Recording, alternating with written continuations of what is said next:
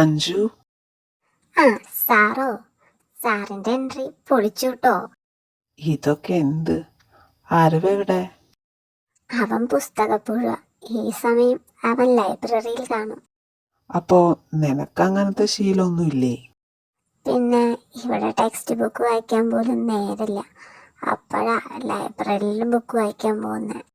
ഞാൻ വന്നിട്ട് ഇത്ര നേരമായി. നീ പറഞ്ഞ ആ മുതലിനെ ഇതുവരെ കാണാൻ പറ്റിയില്ലല്ലോ. 100 വയസ്സ. ദേ വരുന്നു ആ മുതല്. തല്ലിക്കൊന്നാലും ചാവില്ല.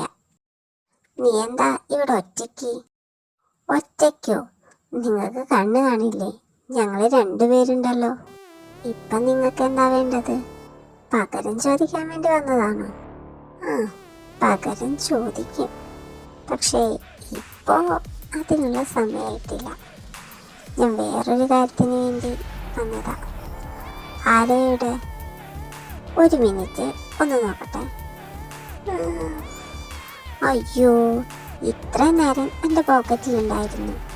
ഇപ്പോൾ കാണാനില്ല. എവിടേക്കേലും തെറിച്ച് പോയി കാണും. നിന്റെ അവിഞ്ഞ കോമഡി കേൾക്കാൻ വേണ്ടിയിട്ടല്ല ഞങ്ങൾ ഇങ്ങോട്ട് വന്നത്. ആണോ? ഞാൻ കരുതി നിങ്ങൾ ഡെയിലി കോളേജിൽ വരുന്നത് എൻ്റെ അവിഞ്ഞ കോമഡി കേൾക്കാൻ വേണ്ടിയിട്ടാണെന്ന്. ഇതാരാ പുതിയൊരാള്? മുമ്പ് ഇതിനു മുന്നേ കണ്ടിട്ടില്ലല്ലോ. എൻ്റെ അമ്മാവൻ്റെ മോനാ. ഇവിടെ പഠിക്കാൻ വന്നതാ. നിങ്ങൾക്ക് എന്തെങ്കിലും പ്രശ്നമുണ്ടോ? നിന്റെ അമ്മാവൻ്റെ മോനല്ലേ? അപ്പോൾ കാര്യമില്ല. കാര്യം ഉണ്ടോ ഇല്ലേ എന്നുള്ളത് നിങ്ങൾക്ക് വഴിയെ മനസ്സിലാവും. ആരോ? ഞാൻ ആരവിന് വെയിറ്റ് ചെയ്ത് നിൽക്കായിരുന്നു. എന്തിനാ? ഇതാ എൻ്റെ വക ഒരു ചെറിയ ഗിഫ്റ്റ്. പെർഫ്യൂമാ. എൻ്റെ പാപ്പ സ്റ്റേറ്റ്സിൽ നിന്ന് കൊണ്ടുവന്നതാ. അവിടുത്തെ തന്നെ ഏറ്റവും വില കൂടിയ പെർഫ്യൂമാ.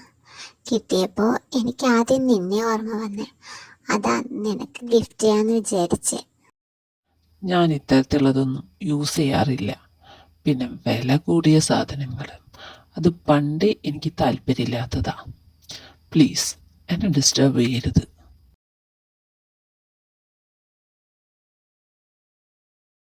ഹലോ, ഇതെന്ത് നോക്കി നിൽക്കുന്നേ? അവനും പോയി, അവളുമാരും പോയി.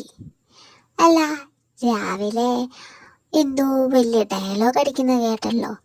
റൊമാൻറ്റിക് സൈഡ് കാണിച്ചു തരാന്നോ? അങ്ങനെ എന്തോ. ഇങ്ങനെയാണോ റൊമാൻറ്റിക് സൈഡ് കാണിക്കുക? അവൻ്റെ അടുത്ത് വന്ന് നിന്നിട്ട് ഒരക്ഷരം പോലും മിണ്ടിയില്ലല്ലോ. അത് പിന്നെ എനിക്ക് ചെറിയൊരു സ്റ്റാർട്ടിങ് ട്രബിൾ ഉണ്ട്, അതുകൊണ്ടാ. അല്ലാതെ വേറെ ഒന്നുമല്ല. കാരണം ഇവിടെ വെച്ച് ഞാൻ എന്തെങ്കിലും കാണിച്ചാൽ അത് ആരവിന് എന്തെങ്കിലും മോശമായി പോയാലോ എന്ന് കരുതിയിട്ടാ. അങ്ങനെ ഒന്നുമില്ല. അർജുൻ ആരവിനെ പ്രപ്പോസ് ചെയ്തു. ആരവിന് അർജുന് ഇഷ്ട, അർജുന് ആരവിനും ഇഷ്ട. ഇനി ആരവ് തിരിച്ച് അത് പ്രകടിപ്പിക്കണം. അതിനല്ലേ ഇങ്ങോട്ട് വന്നത്. അപ്പൊ പിന്നെ ഇങ്ങനെ മിണ്ടാതിരുന്നിട്ട് ഒരു കാര്യമില്ല. അവൻ്റെ പിന്നാലെ ചെല്ലുന്നേ.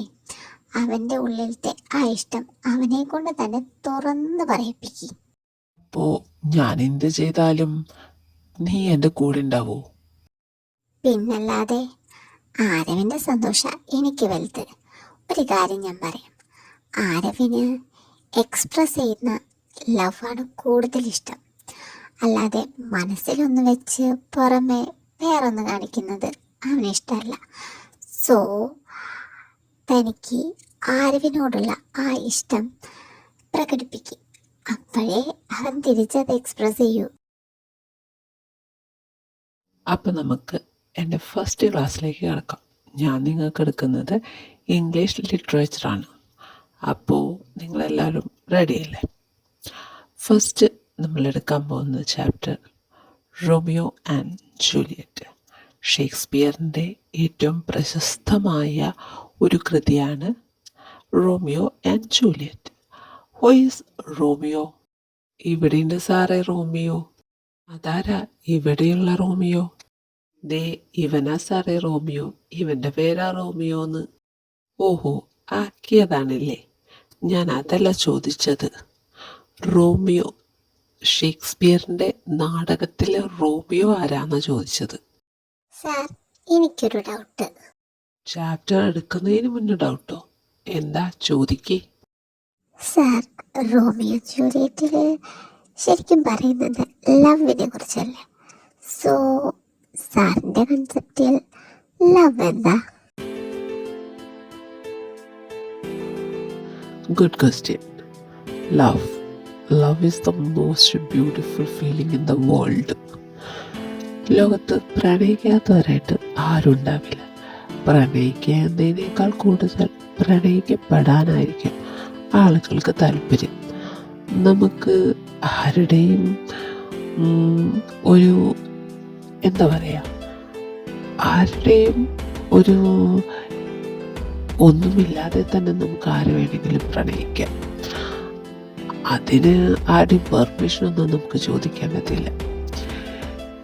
ഇപ്പോൾ ആൾക്ക് നമ്മളോട് തിരിച്ച് നമ്മൾ സ്നേഹിക്കുന്ന പോലെ തിരിച്ച് സ്നേഹിക്കണം എന്ന് പറയുമ്പോൾ അത് സ്വാർത്ഥത. അതിനൊരിക്കലും ട്രൂ ലവ് എന്ന് പറയാൻ പറ്റില്ല.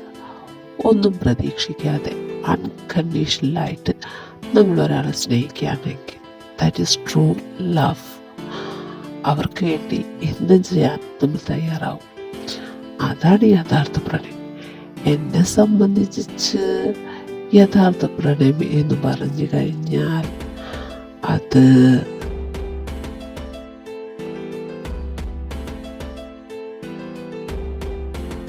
ഒരാളെ ആത്മാർത്ഥമായിട്ട് പ്രണയിക്കാം, ഒന്നും പ്രതീക്ഷിക്കാതെ, ആൾക്ക് ഡിസ്റ്റർബൻസ് ഇല്ലാതെ, ആൾക്ക് വേണ്ടി എന്തും ചെയ്യാൻ തയ്യാറാവുക. എന്നെ സംബന്ധിച്ച് അതാണ് യഥാർത്ഥ പ്രണയം. അപ്പൊ സാറ് പ്രണയിച്ചിട്ടുണ്ടോ? ഇല്ല, പ്രണയിച്ചിട്ടില്ല. പക്ഷേ ഇപ്പൊ പ്രണയിക്കുന്നുണ്ട്. ആണോ sir? Who is the lucky guy? ശരിക്കും ഭാഗ്യവാൻ ഞാനാ. ആളെ പ്രണയിക്കാൻ തന്നെ പറ്റുക എന്നത് ഏറ്റവും ഭാഗ്യമായ കാര്യമാണ്. അതുപോലെ തന്നെ ആളാൽ പ്രണയിക്കപ്പെടുക എന്നുള്ളതും വലിയൊരു ഭാഗ്യം. ആ ഭാഗ്യത്തിലേക്ക് ഞാൻ എത്തിക്കൊണ്ടിരിക്കുന്നു എന്ന് ഞാൻ പ്രതീക്ഷിക്കുന്നു. Sir, you look so handsome. Okay, thank U.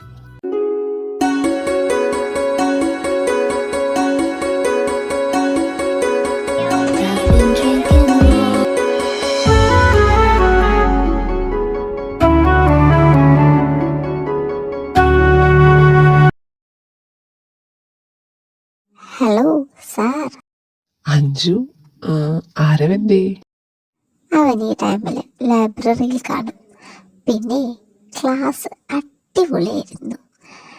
ലവിനെ കുറിച്ചൊക്കെ ഇത്രയും വികാരഭരിതമായിട്ട് സംസാരിക്കാൻ കഴിയുമെന്ന് എനിക്കിപ്പോഴാണ് മനസ്സിലായത്. ആരവൻ എന്തായാലും നന്നായിട്ട് കൊണ്ടിട്ടുണ്ട്. പ്രത്യേകിച്ച് ലാസ്റ്റ് അവള് sir you look so handsome എന്ന് പറഞ്ഞപ്പോൾ ആരവിൻ്റെ മുഖം കാണേണ്ടതായിരുന്നു. ആണോ? ആരവിനപ്പോ ജലസടിച്ചോ? പിന്നെ ജലസടിക്കാതെ അവൻ്റെ ചെക്കനെ കുറിച്ച് വേറൊരു പെൺകുട്ടി യു ലുക്ക് സോ ഹാൻഡ്സം എന്നൊക്കെ പറഞ്ഞു കഴിഞ്ഞാൽ ആർക്കാ സഹിക്കാൻ പറ്റാ? ഞാൻ എന്തായാലും ആരവിൻ്റെ അടുത്തേക്ക് പോട്ടെ.